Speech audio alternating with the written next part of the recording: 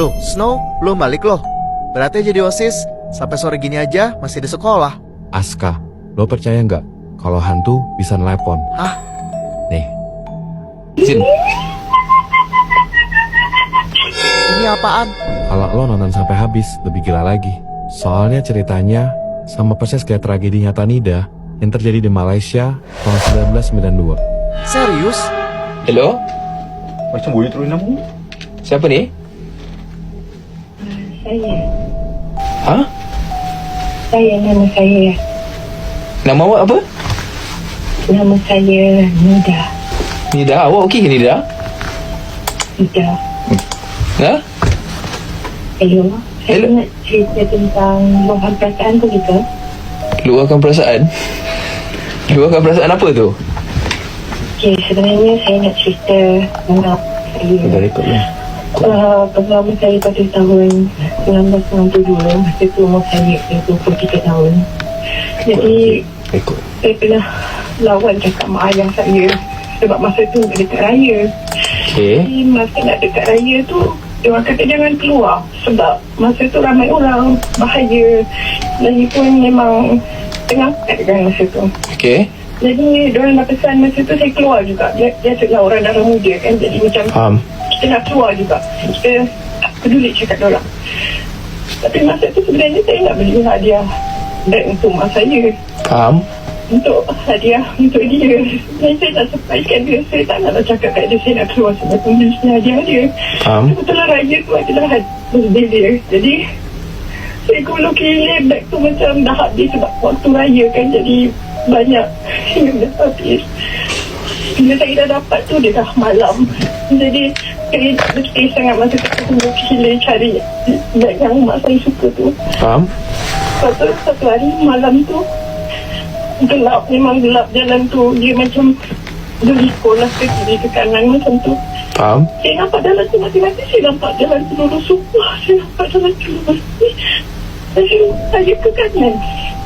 Maksudnya sepatutnya ke kanan tapi saya terus sampai kereta saya masuk dalam gaung.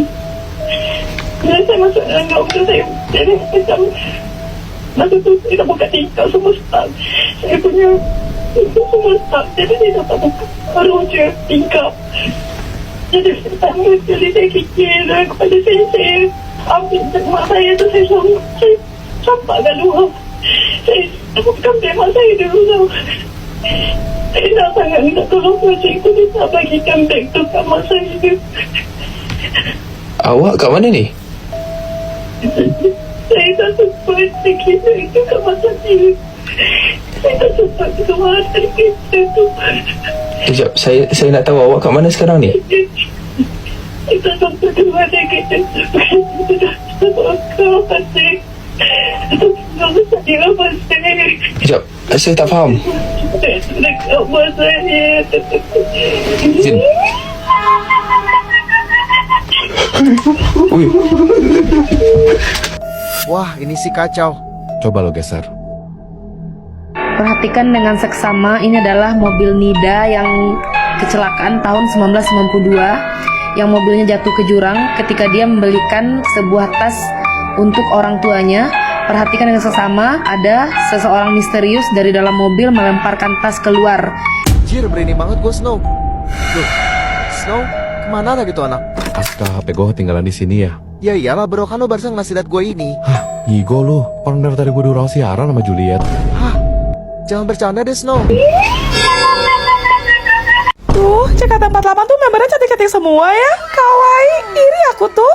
Iya woi, mana berbakat banget. Udah suaranya merdu, jago dance pula. Guys, kalian ngefans sama JKT48 kayak kita gak? Duh, jadi malu. Kalian idolain Mimi. Ih, nah jodoh. Amit-amit 7 turunan 8 tanjakan gue. Hah? Kok bisa jadi kamu sih, Mimi? Kalian pasti nggak tahu kan? Kalau Mimi dulu sempat jadi anggota JKT48 loh. Tapi ya sekarang udah lulus, terus jadi alumni deh. Sejak kapan? Gak usah ngarang deh lo. Lagian seleksi masuk itu ketat banget. Mana mungkin sih lo mau nubur-nubur kalian bisa keterima. Iya, kok aku gak pernah liat kamu di TV sih? Sekedar informasi aja ya buat orang-orang sok ngerti kayak kalian. Membernya JKT48 tuh ada banyak banget. Jadi ya nggak semuanya bisa tampil pas konser lah. Mimi tuh biasanya di barisan belakang. Halu banget sih lo. Itu mood belum pernah dirapatin pakai lem tikus ya? Sabar Tifa, sabar. Tapi ini aku cari di Google, nggak ada yang namanya Mimi. Kamu angkatan berapa? Hah? Mimi lupa deh. Mimi tuh gak lama tau di JKT48. Ya paling semingguan lah. Soalnya jadwalnya padat banget. Gak cocok Mimi. Capek. Percaya. Kalau nama ketua kamu inget gak? Hah? Kenapa sih kamu penasaran itu sama Mimi, Juliet? Kamu sirik ya sama Mimi? Mimi tahu sih. Mimi tuh cantik natural, pinter nyanyi, jago dance. Apa cuma Mimi ya cewek yang pernah jadi artis di sekolah ini? Mimi, lu bau mulut tuh kena asap, mulut tuh pindah ke jidat baru tau rasa. Nih denger, Mimi bakal buktiin. Walau tak seperti yang kamu bayangkan, kamu terlihat bahagia. Gua bisa diem gak? Udah suara lu jelek, false lagi. Juliet, besok kita karya wisata kan? Iya, jadi gak sabar deh. Kenapa sih kalian cewek-cewek lebay banget? Padahal cuma pergi karya wisata doang. Norak deh. Mimi mah beda dari kalian. Mimi santai aja tuh. Siapa? Ya Mimi lah. Yang nanya. Tapi Mimi ngerti kok, cewek-cewek kayak kalian pasti ribet, sibuk dan repot siapin barang-barang bawaan kalian. Ya inilah, ya itulah, apa juga kayaknya kalian bawa deh. Mimi tahu, kamu pasti bawa skincare sama makeup kan, Juliet? Skincare aja sih, soalnya aku gak bisa makeup, Mimi. Pick me banget deh kamu, Juliet. Tapi maaf ya, Juliet, gak usah merasa tersaingi, karena cuma Mimi doang di kelas ini yang cantik natural. Apa cuma Mimi ya, cewek yang gak ngerti soal makeup? Siluman ubur-ubur, jangan sampai tuh mulut lu sumpul pakai beauty blender lu ya. Sabar, Tifa, sabar. Apaan tuh blender? Kamu mau jualan jus, Tifa? Mimi pesen dong 1 gelas jus kulit durian gak pakai gula karena Mimi udah manis. Gak usah di jus, Mimi. Itu kulit durian langsung kuatin ke kepala lu aja gimana? Sabar, Tifa, sabar. Snow, lihat deh, Mimi beda kan dari cewek-cewek yang lain. Mimi tuh barang bawaannya dikit kayak cowok-cowok, jadi praktis dan satset. Besok aja Mimi cuma pakai kantong kresek loh. Juliet, kamu pasti bawa koper kan? Udah gede, berat, rempong deh. Itu... Kamu tenang aja Juliet, kalau kamu gak kuat, aku bakal bantu angkat koper kamu kok. Kalau perlu, kamu juga sekalian aku angkat. dah, bucin banget. Welcome to Numamu, nurutin maunya kamu. Kak, udah 10 juta subscribers nih, selamat ya. Thank you.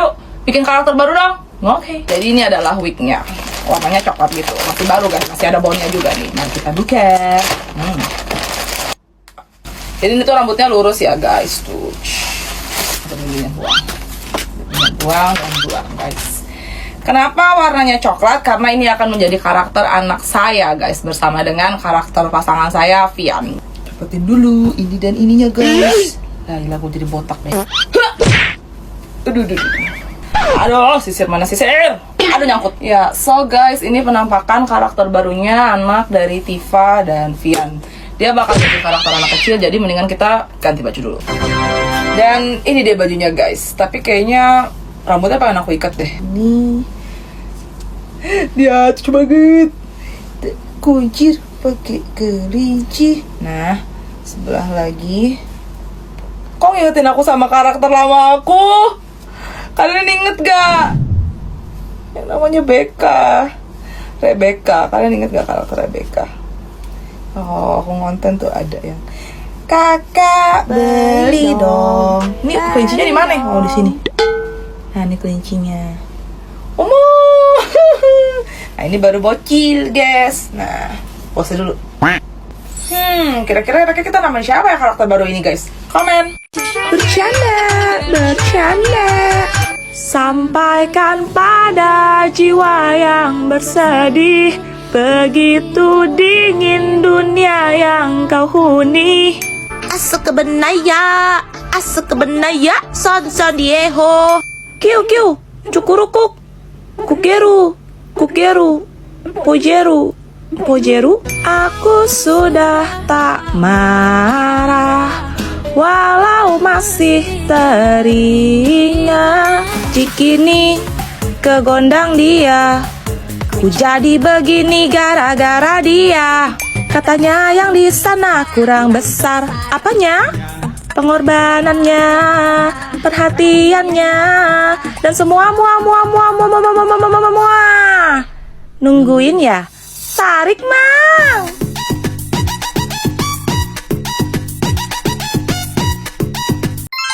Malam minggu gini cowok-cowok mah ninggalin kita camping. Oh ya Juliet, kita nyusul mereka yuk. Naik bus aja, pasti seru. Kamu tahu nggak cerita tentang bis 375?